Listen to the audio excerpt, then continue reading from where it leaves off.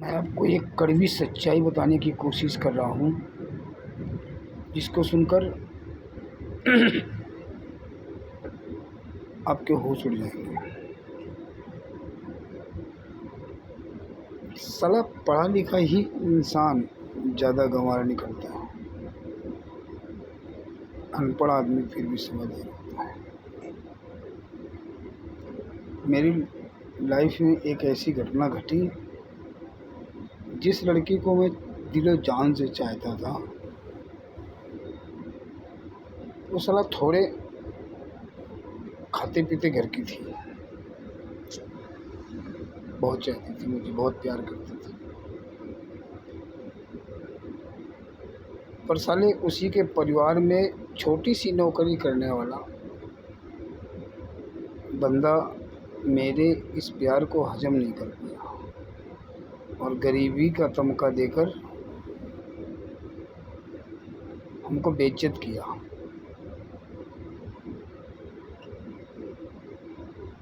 और हमको उसके लायक नहीं समझा। हम साला आज भी उसको उतनी ही मोहब्बत करते हैं जितनी हम उसको अपनी जवानी में करते थे। तो क्या हमसे साला छीन लेगा मोहब्बत? उसने साले ने शादी भी उसकी दूसरी जगह करवा दिया। तो भैया, ये SC ST के लोगों में इस बात का प्रचलन है कि गरीब की लड़की अगर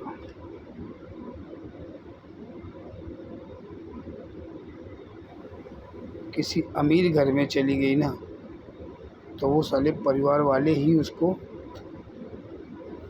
देख नहीं सकते। और साला गरीब का लौंडा अगर कोई IAS या कलेक्टर बन गया ना, तो साला अपनी गरीबी भूल जाता है।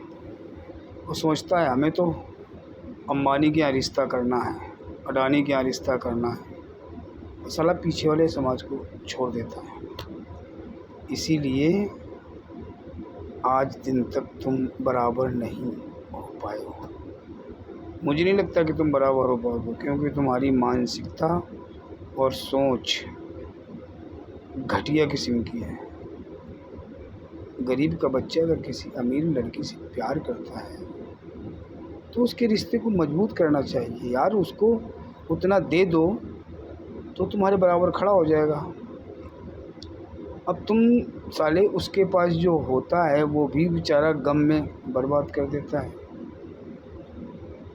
ऐसी दशा में क्या करना चाहिए, ज़रा कमेंट करके बताना। हम भी तो समझें कि हम गलत हैं या सही हैं। और रहा सवाल भाई ज़िंदगी जीने का, तो मेरे हिसाब से परिश्रम करना हमारी जिम्मेदारी है और परिश्रम का परिणाम मिलेगा ज़रूर, ये पक्का है। पर कब मिलेगा ये कच्चा है, पर मिलता ज़रूर है। सारी चीज़ों का यहीं निवारण होता है और यहीं मिलता है। परिश्रम अगर मन से करोगे तो फल ज़रूर मिलेगा। अगर परिश्रम मन से नहीं किया है तो भाई आधा अधूरा ही मिलेगा। अगर हमारी बात किसी को बुरी लगी हो तो लगती रहे, पर हमें कोई नहीं फ़र्क पड़ता। जिसको अच्छी लगी हो उसको अच्छी लगे, धन्यवाद। और जिसको बुरी लगे उसको भी धन्यवाद। अपनी हम ये कोई व्यक्तिगत मेरी बात नहीं है, ये व्यक्तिगत समाज में बैठे उन तमाम पहलुओं की है जो कहते हो तो हम दहेज विरोधी हैं, पर साले मांगते मुँह फाड़ के हैं, चाहे किसी भी समाज में हो। पर इस समाज में कुछ ज़्यादा ही है।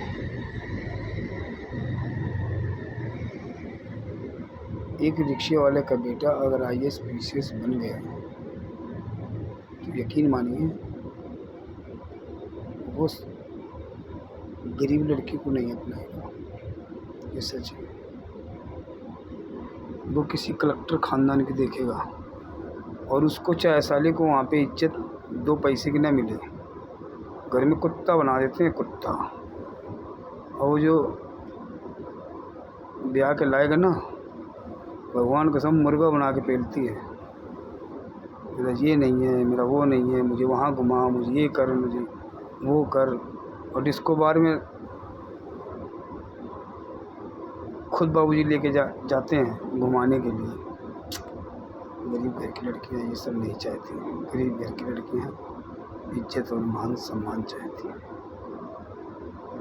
जानती हैं कि मेरे पापा और मेरी मम्मी गरीब हैं, वो किन दुख में पली है।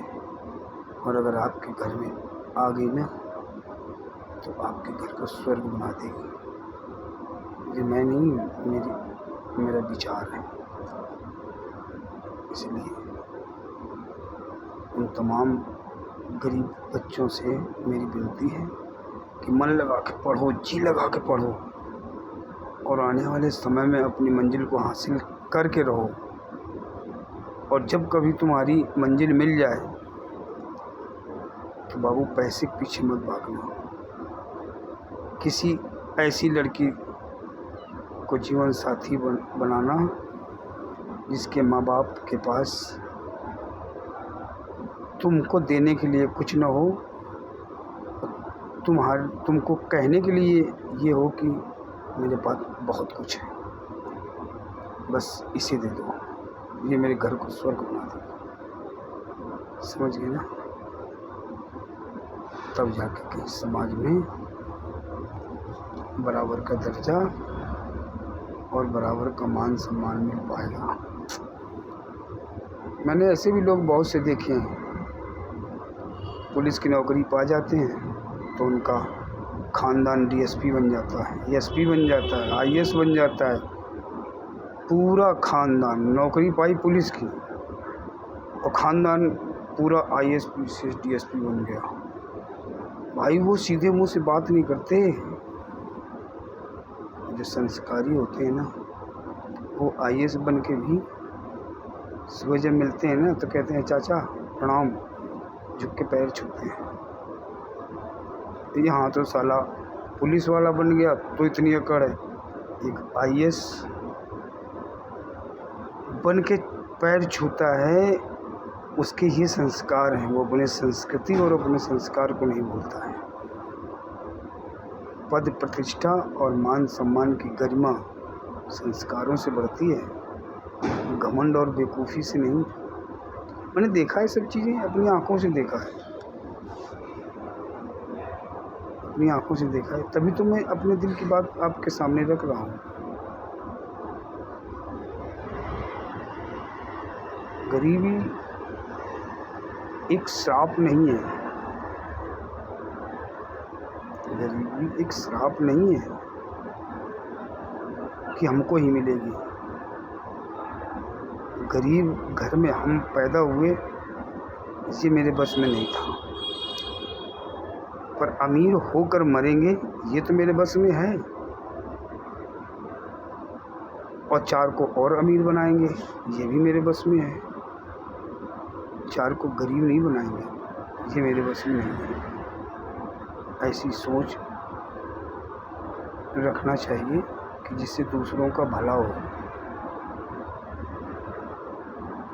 और मैं तो समाज में उन भेड़ियों को कहना चाहता हूँ कि जो सिर्फ अपना घर देखते हैं, कहते हैं भाई पड़ोस में आग लगी तो लगने दो, हमें क्या, हमारा घर तो नहीं जल रहा है।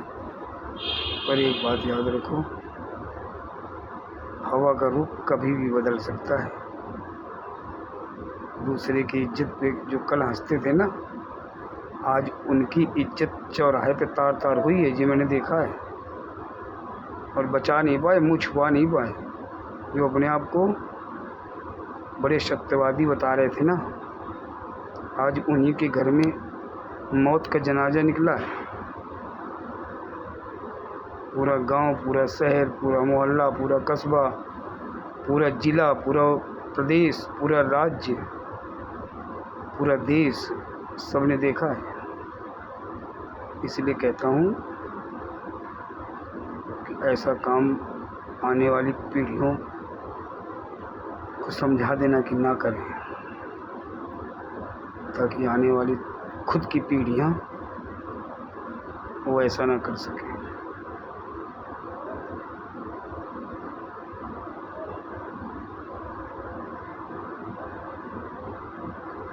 दिल और दिमाग से चलने वाला हर एक व्यक्ति कभी धोखा नहीं खाता। धोखा वही खाते हैं जो दिमाग को अलग रख के और दिल को लेके चल देते हैं।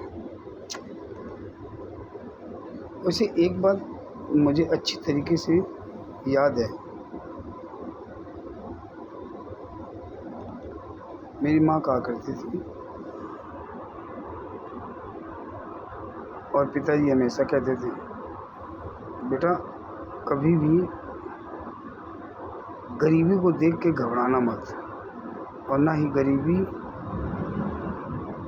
से मुंह मोड़ना, खुश रहना। सुख अपने आप आएगा, सुख को कहीं ढूंढना नहीं पड़ता है। मेरी माँ के वो शब्द बहुत सही निकले।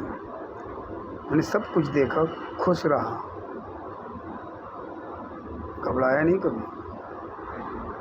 बहुत अपने लोगों ने ही मुझे इतना कष्ट दिया, इतना कष्ट दिया, इतना कष्ट दिया कि मैं क्या बताऊँ आपको। मैं सोचता था कि यार ये लोग हमारे अपने हैं जो हमें इतना कष्ट दे रहे हैं, कैसे हमारे अपने हो सकते हैं। मैं सोच भी नहीं सकता, क्योंकि अपना कभी वार नहीं करता है, और जिसने वार कर दिया वो अपना कभी हो ही नहीं सकता। खैर छोड़ो इन सब तमाम बातों को, जो दिल में मेरे था मैंने आप लोगों से शेयर कर लिया। पर हाँ, एक बात ज़रूर कहता हूँ कि अगर मेरा ये वीडियो आपको अच्छा लगे तो कमेंट करके ज़रूर बताना। उससे मुझे ये पता चलेगा कि मैं सही हूँ या गलत। और सब्सक्राइब ज़रूर करना। धन्यवाद। Good night.